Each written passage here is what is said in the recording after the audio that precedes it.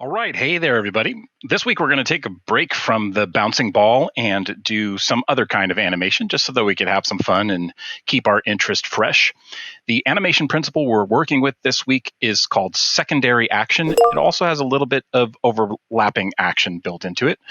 And specifically, what we're looking at is something that is called the wave principle. Now, you watched a couple of videos already, hopefully.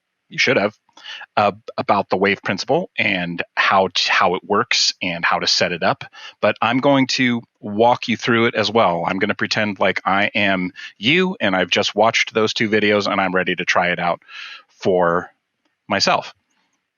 So that's what we are about to do. I'm here in Krita one more time, and you can see that I have things set up just the way I like them. I've got my color palette and my brushes, and I'm in the animation workspace, so it sounds like I am ready to go.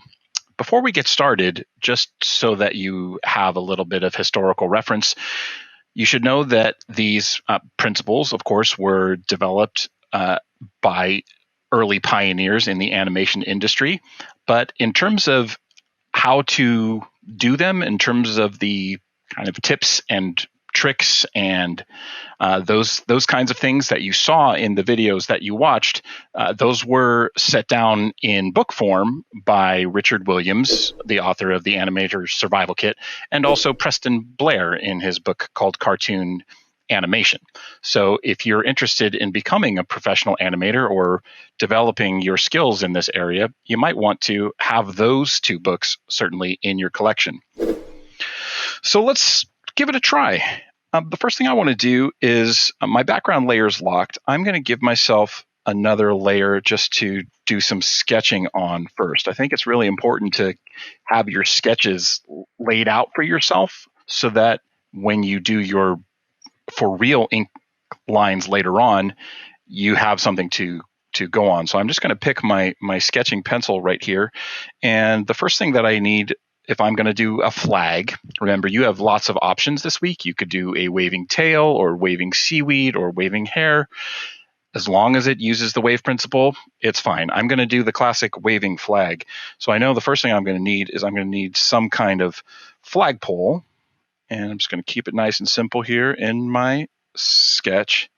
And you'll notice that I'm not using the line tool. Whenever possible, we want to get away from that computer-generated look. We want to make it look like this was actually drawn by a human being. And I'm going a little bit more cartoony with my drawing style here. That's just because that's the way I like it. And I encourage you to do the same. If you like the line tool, great. It just has that somewhat robotic look. And I'm going to pretend that my flagpole is on some kind of mountain, and that looks good. And maybe I'm going to put a little knobber or something on the top, just kind of sketching it in roughly like that.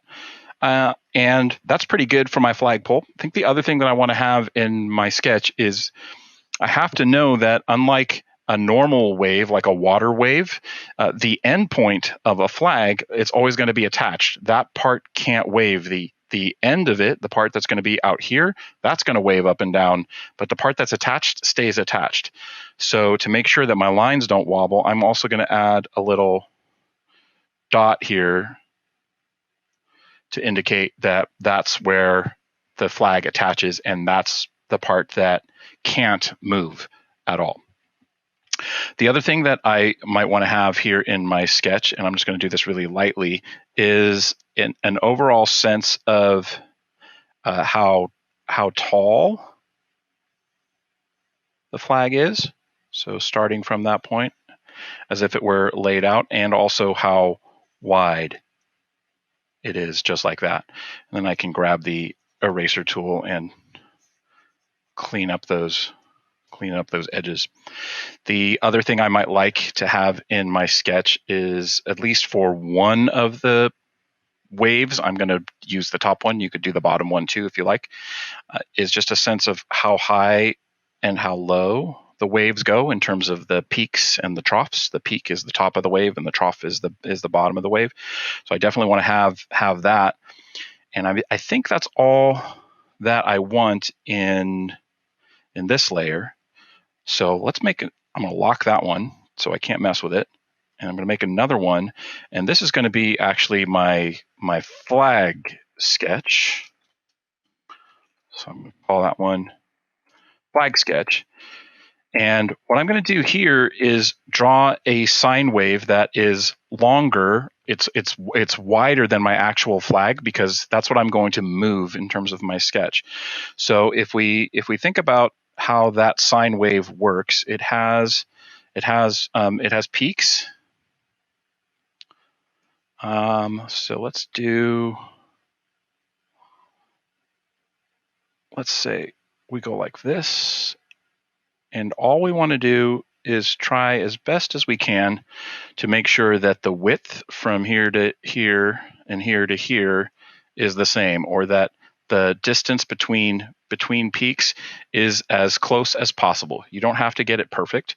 Just get it as close as possible. And I'm going to pretend that the wind is going in that direction. So, I mean, it has to, because that's the way the flag is going, right? If the wind were blowing in the other direction, the flag would be going over here. So if the wind is going in this direction, what I want to do is I want to just, on my sketch, I'm going to continue that peak like that. And again, try and get that distance and that distance to be, and that and that and that and that to be as close as possible. You can see I've messed it up just a little bit, but I think it's going to be okay enough for what we're doing. Okay. So now I can animate this, and I'm actually going to animate my sketch because then I can draw my nice crisp lines a little bit later on. So right now I'm on down here, I'm on that first frame. I'm going to animate on 2s, and I'm going to have the loop repeat at half a second. So I'm going to have, that means at frame 12, I'm going to have another keyframe. So I'm going to put that in right now. And I'm going to copy this first frame, copy it to the clipboard, and then paste it over here on frame 12. The only difference is I'm now going to take the move tool, and I'm going to move this guy over 1. And let's just see if I got it right, and I turn on onion skin, I should see that those peaks line up. You see the blue ghosted out line from the original one. So I've shifted it basically the peak has moved over 1 slot in the 12 frames. That's what we want in terms of a guide. So if I were to animate this right now, we're not going to have any action because that's going to repeat, and I have it ending at frame 11. But we can see that it's going to go and repeat to there. So now, and you can also see here now this is the red outline because this is the next keyframe in the cycle. You see I got it pretty close, about as close as I can get it in terms of the sketch. So now what I want to do is turn this into a new keyframe, and I'm going to copy to the clipboard and paste it from the clipboard. And now I just want to take the move tool and move it over. So what we want to do is think this through. If the end point is to have this get to here, then halfway at frame 6, let's actually move this. Let's put this on frame 6. Let's work on that one first. Make it easy on ourselves. We're going to have like about halfway is really right out the flagpole, right? So I'm going to take this one and put the peak of it at the top of the flagpole on frame 6. So now we can see how that looks. Okay. Looks nice. So now we can work on the two in between here. If I'm going to animate on twos, that means I need two more poses. So I'm going to click on this one, turn it into a new keyframe, copy the previous one, paste it in there, and then move it. And what I'm going to see is the blue outline and the red outline. I don't want to go halfway because I have two to fit in here. I really have to go a third of the way, which is about right there. And then I'm going to copy that one, paste it, and move it. And this time we're going to favor this side. Okay, so we go boom to boom to boom to boom. Sound effects are mandatory. So let's do the same thing over here. We have to do this in thirds again. Copy to clipboard, paste from clipboard, and move it a third of the way. Copy to clipboard, paste from clipboard, and move it a third of the way.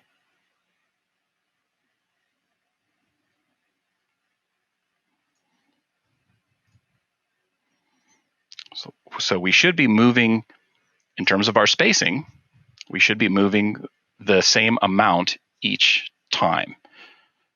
So if we turn off the onion skin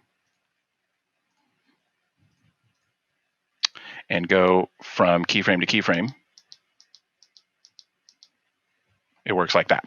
And then that gets us back to the beginning, which then repeats. Great. So now all we have to do is, just like we saw that technique in the video that we watched, we can erase the excess off here so that we don't get confused. Going back to my brush tool and click on the eraser. And I'm just going to go frame by frame here and erase. And there's also one other thing that we have to do based on what we talked about. See where I am right now? Stop a moment. See if you can think about what I need to do. You figure it out? That dot there indicates where it attaches. So this is the place where the true wave, the pure repeating wave, has to be fudged a little because of how it anchors to the flagpole.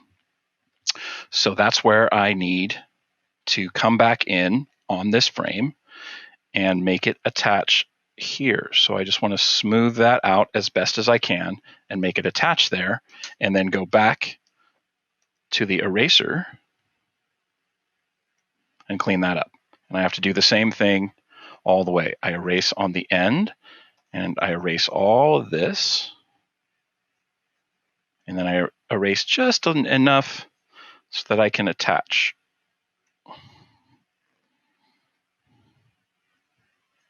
Something like that. Oh, make sure you have the eraser. Okay, and this one is almost there by itself. Get rid of the end.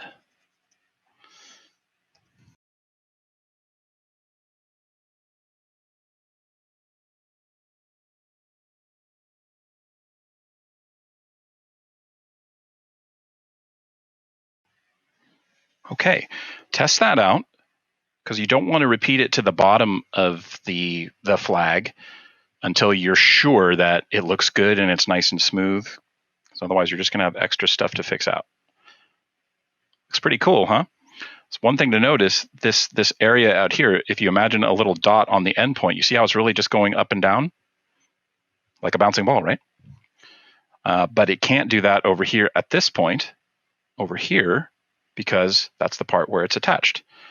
Seems nice and smooth. Cool. And we even have the arrow going along. That was extra animation that we got for free. Very cool. So now I'm going to just do the same thing on my sketch for the bottom layer, and I'll probably speed this up in the finished video. But you can basically figure that out. You don't need me to walk you through that. All you're doing is copying the same wave as the top one. All right, so here we go. I'll go as fast as I can.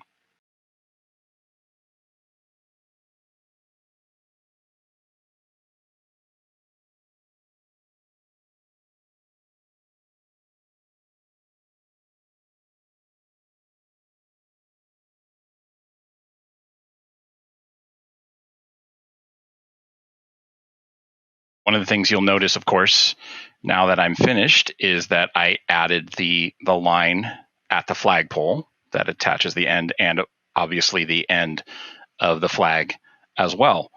And in case you were wondering, well, why didn't you just copy the waving line from the top directly to the bottom? You already did it. Why couldn't you just copy and paste? I could have. But again, what we want in terms of this style of animation is the sense that it was actually drawn by a human being. When we copy things exactly, it has that feeling more like it was made by a machine, like a computer or a robot. So we want to get away from that feeling. That's why the slight imperfections in my drawn line actually make it a little bit more warm, more human. We have our sketch lines. What I want to do right now is to draw over them in a new layer with a little bit more of a better pen and a cleaner line, if I could get away from the sketchiness of my pen. So that's what I'm going to do now in another layer. And again, I'm going to speed this part up because you don't really need to hear me talking through it. It's pretty self-explanatory, I think, what I'm doing. I'm just going over the lines with a better inking tool before I color them in. So that's it. I'll lock this layer, make a new one, call this one flag, so it's not just the sketch anymore.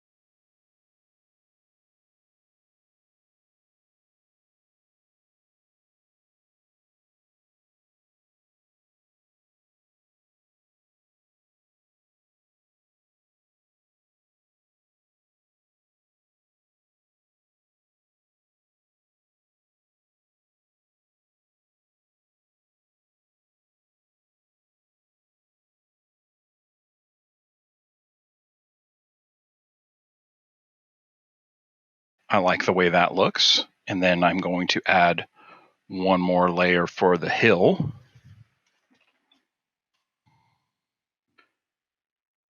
Put that underneath. And now I can delete my flagpole sketch layer as well. Unlock it first. Delete that. Delete my other sketch layer. Unlock it. Delete that. Put in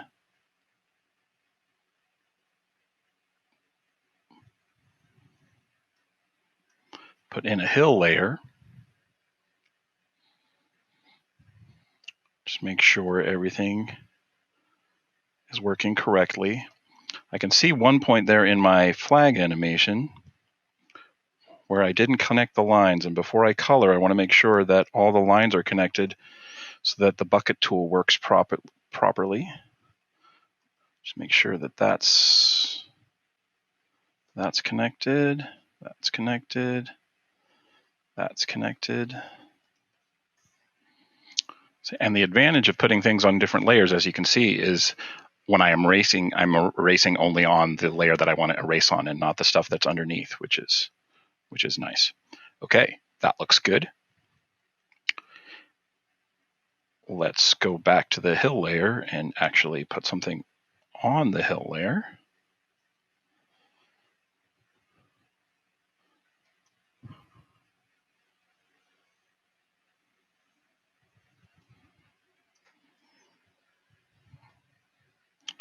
Let's add some color.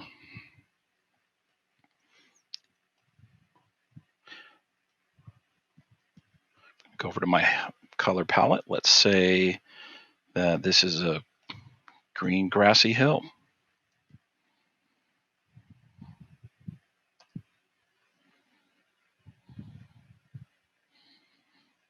Okay, that looks good. Close that. Come to my pole.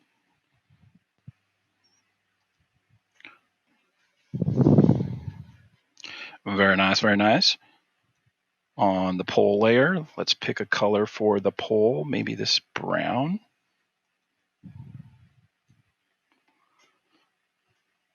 And maybe it's for that part too. Let's see. Have a darker shadow underneath there and a lighter. Gonna have to zoom in. Here we go. Zoom back out. And then we just need a color for the flag. So unlock that layer, and we're gonna have to color each frame. So let's see, what would be a nice color to go with that green? Contrast the green, maybe we want the sky probably to be blue, so let's maybe try for this purple. There we go, like that.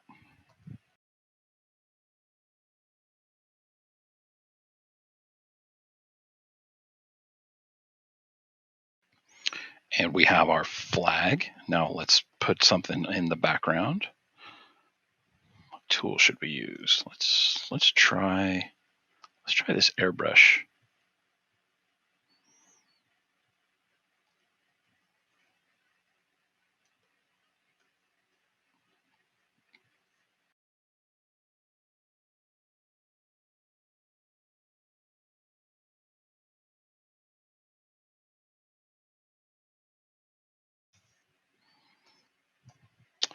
And there's something big on the horizon. We don't know what it is, but it's going to be trouble. You can tell.